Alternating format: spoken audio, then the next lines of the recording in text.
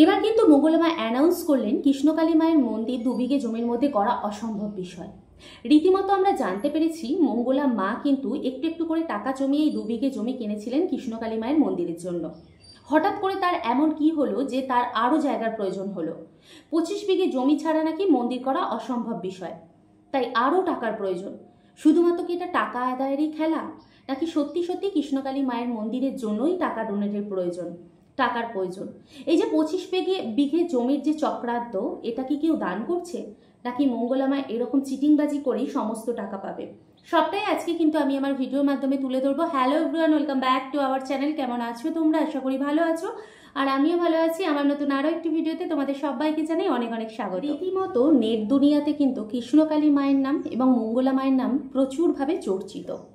মঙ্গলা মাকে কেউ হয়তো তাকে প্রমাণ করতে চাইছে তিনি চোর, জোচ্চোর, আবার কেউ প্রমাণ করতে চাইছে কিন্তু তিনি অত্যন্ত ভালো একজন মানুষ এবং সাধারণ মানুষের অনেক কিন্তু তিনি উপকার করছেন।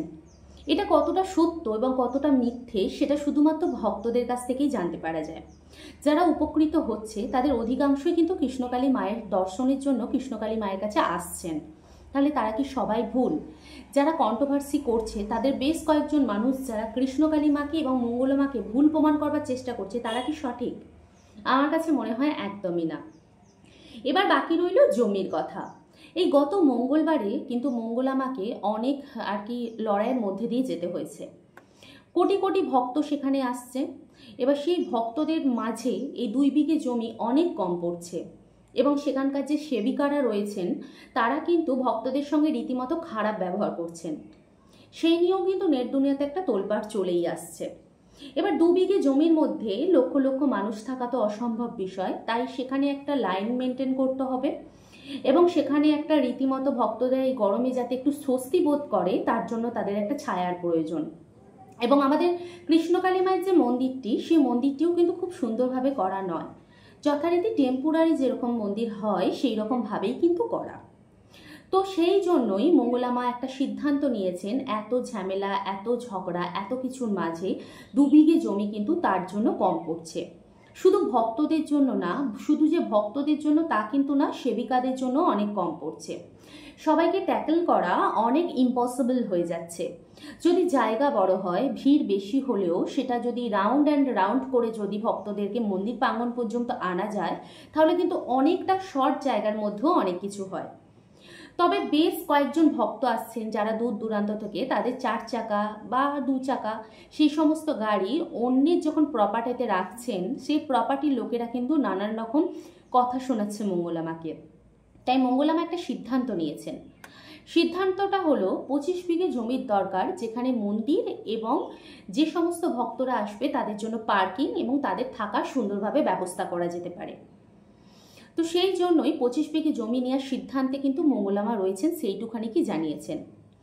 25 বিঘে জমির একটা সাইডে মন্দির, একটা সাইডে হচ্ছে তোমার পার্কিং এবং একটা সাইডে খাওয়া দাওয়ার ব্যবস্থা, পুজোর ব্যবস্থা, সব কিছু খুব সুন্দরভাবে করা যাবে। তাই এই মুহূর্তের জন্য মন্দির কিন্তু 2 বিঘে জমির মধ্যে করা হচ্ছে না, যেটা কিন্তু আমাদের মঙ্গলা মা জানিয়েছেন। আরও একটা কথা যেটা হচ্ছে, মন্দির নিয়ে রীতিমতোভাবে এত পরিমাণ ঝড় ঝামেলা চলছে, এত পরিমাণ মানুষকে রাগানো হচ্ছে, এত পরিমাণ ভক্তদের ওপর উল্টোপাল্টা কথা বলা হচ্ছে, যা নিয়ে এমনি মঙ্গলা মা একটু টেনশনের মধ্যে দিয়ে আছেন। তার মাঝে আবার এই ভক্তদের মন্দির প্রাঙ্গণে এসে ঝামেলা ঝগড়া করা, সেগুলোও কিন্তু তার মাথায় টেনশন পড়ছে। এবং মন্দির প্রাঙ্গণে যে সমস্ত ভক্তরা এসে ঝগড়া ঝামেলা করছে তাদের জন্য কিন্তু সিসিটিভির ব্যবস্থা হয়ে গেছে এবং যারা এই বদমাইশিগুলো করছে সেটা কিন্তু মঙ্গলা মা রীতিমতোভাবে সেগুলো ধরতে পাচ্ছেন। তো এইসব জিনিস নিয়েই কিন্তু বেশ ভালোই ব্যবস্থা চলছে। তবে যে কোনো জিনিসে সুন্দরভাবে পরিস্থাপনা করা বা সুন্দরভাবে সেটাকে পরিচালনা করতে গেলে একটা সময়ের প্রয়োজন হয়। সেই সময়টুকু মঙ্গলা মাকে আমাদের দেওয়া উচিত। মঙ্গলা মা যথারীতি চেষ্টা করছে সব কিছু সামলাবার এবং তিনি রীতিমতো তার বুদ্ধি দিয়ে সব কিছু সামলাতে পারছেন। এবং আরও একটা কথা বলি, মঙ্গলা মা কিন্তু সোমবার দিনকে কারো মাথায় ত্রিশূল ঠেকাচ্ছেন না। এটা কিন্তু আমার ভিডিওর মাধ্যমে আমি নিউজে দিয়ে দিলাম। মঙ্গলা মা শুধুমাত্র মঙ্গলবার, শনিবার ত্রিশূল ঠেকাচ্ছেন এবং বাকি দিনগুলোতে ভক্তদের দেখছেন। তবে অনেক ভক্ত সেখানে যাওয়ার পর যখন ত্রিশূল ঠেকাচ্ছে না, তখন কিন্তু মঙ্গলা মায়ের সঙ্গে রীতিমতো ঝামেলা করছেন। তারা প্লিজ ভিডিওগুলো দেখে রীতিমতো শেয়ার করে তারপর যান। আরও একটা জিনিস আমার ভিডিওর মাধ্যমে আমি ক্লিয়ার করতে যাই, যেটা হচ্ছে অনেকেই আমার ভিডিওতে এসে কমেন্ট করেছেন জবা ফুল কীভাবে খাবো। জবা ফুল হাতে নিয়ে খালি পেটে মঙ্গলা মা কৃষ্ণকালী মায়ের নাম জপ করে জয় কৃষ্ণকালী মায়ের জয়, জয় কৃষ্ণকালী মায়ের জয় এই কথা বলবার পর রীতিমতো জবা ফুলটা একটু একটু করে খেতে পারেন। আর একটা কাজ করতে পারেন, সেটা হচ্ছে কৃষ্ণকালী মায়ের যে পট হয় সেটা ছবিটা ল্যামিনেশন করে বার করে সেটাকে বাঁধিয়ে সুন্দরভাবে ঘরে ধূপধুনো দিলেও চলে। কারণ রীতিমতো গরম পড়ছে, ছোট ছোট বাচ্চা এবং বৃদ্ধ বয়স্কদেরকে নিয়ে যদি কৃষ্ণকালী মায়ের দরবারে যাওয়া হয় তাহলে কিন্তু সেখানে অনেক মানুষের অনেক কষ্ট হতে পারে, বিশেষ করে ছোট বাচ্চা এবং বুড়োদের। তাই আমার মতে বলে মায়ের মন্দিরেতে এখন বয়স্কদের এবং বাচ্চাদের নিয়ে যাওয়ার কোনো দরকার নেই, তারা বাড়িতে বসে নাম জপ করলেই হবে। নাম জপের মাধ্যমে যদি আমাদের উপকার হয় তাহলে মায়ের মন্দিরে এখন না যাওয়াটাই বেটার বলে আমি মনে করি। যখন উপকৃত পাবে তখন গিয়ে কখনো না কখনো পুজো দিয়ে আসো, তাহলেই হবে। তো যাই হোক, এই কথাগুলোই বলবার ছিল।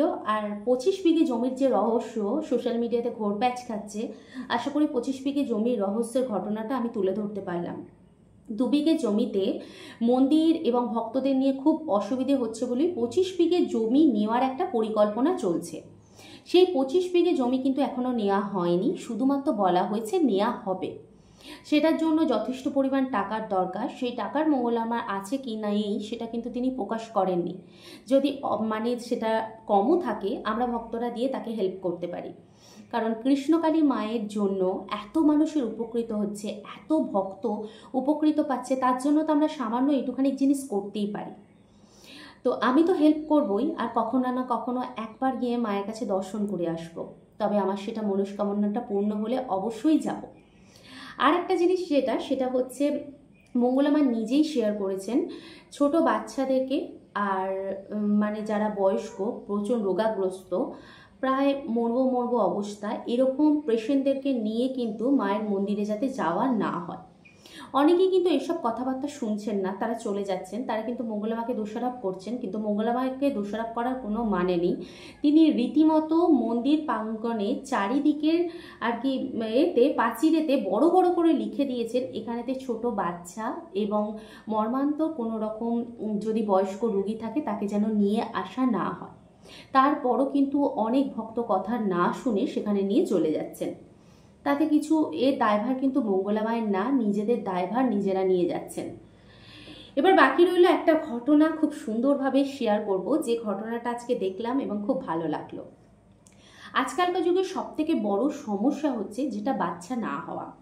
এই সোশ্যাল মিডিয়া বা ডিজিটাল যুগেতে এসে অনেক মানুষই মা হতে পারছেন না, অনেক মহিলাই এই চিন্তাতেই আর কি চিন্তিত হয়ে ঘুরছেন।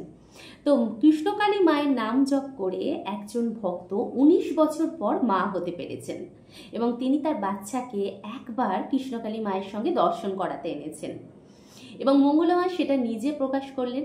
এবং কৃষ্ণকালী মায়ের দয়ায় একজন যে মহিলা সুন্দরভাবে মা হতে পেরেছেন, মা ডাক শুনতে পারবেন, এর থেকে বড় জিনিস আর কি হতে পারে। যারা ওনাকে প্রমাণ করতে চাইছেন উনি মিথ্যেবাদী চিটিংবাজ, তাদের জন্য এটা একটা এক্সাম্পল, তাদের জন্য এটা শুধুমাত্র একটা শিক্ষা। যারা জোর করে ভগবানকে এবং ভগবানের সেবিকাকে আমরা চাই যে যাতে সে মানুষের কাছে পরিচিত হয় চিটিংবাজ নামে, তিনি যে দিনের পর দিন আরও এগিয়ে যাচ্ছেন, এতে কিন্তু যারা প্রমাণ করতে চাইছে উনি চিটিংবাজ তারা কিন্তু প্রচণ্ড রেগে যাচ্ছে এবং রেগে গিয়ে মঙ্গলা মাকে নানান কথা শোনাচ্ছে, কিন্তু ওনার তাতে কিচ্ছু ফারাক পড়ছে না। যাই হোক বন্ধুরা, আজকের ভিডিওটা কেমন লাগলো অবশ্যই কিন্তু কমেন্ট বক্সে জানাবেন। আর যদি কোনো প্রশ্ন থেকে থাকে অবশ্যই কমেন্ট বক্সে করবে, আমি কিন্তু পরবর্তী ভিডিওতে অ্যান্সার দিয়ে দেবো। ভালো থেকো, সুস্থ থেকো, আবার দেখা হবে নতুন একটি ভিডিওর সাথে। ততক্ষণের জন্য বিদায় নিই।